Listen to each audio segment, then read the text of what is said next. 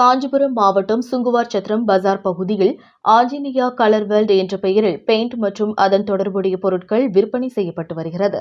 இந்த நிலையில் இன்று காலை 7 மணியளவில் பெயிண்ட் கடையில் மின்கசிவு காரணமாக திடீரென தீப்பொறி பறந்துள்ளது.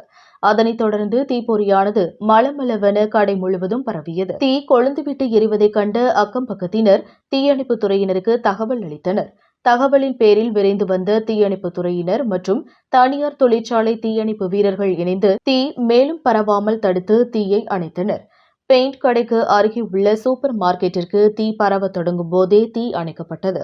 இதனால் பெரும் பொருட்சேதம் தவிர்க்கப்பட்டது. இந்த தீ விபத்தில் பெயிண்ட் கடையில் இருந்த பல லட்சம் மதிப்புள்ள பெயிண்ட் மற்றும் அதனை சார்ந்த பொருட்கள் எரிந்து சாம்பலானது என சுங்குவார் சத்திரம் காவல்துறையின் முதல்கட்ட விசாரணையில் தெரியவந்துள்ளது. சுங்குவார் சத்திரம் பஜார் பகுதியில் திடீர் தீ விபத்து ஏற்பட்டது அப்பகுதியில் பெரும் பரபரப்பை ஏற்படுத்தியுள்ளது. காஞ்சிபுரத்திலிருந்து ரிப்போர்ட்டர் தினேஷ்.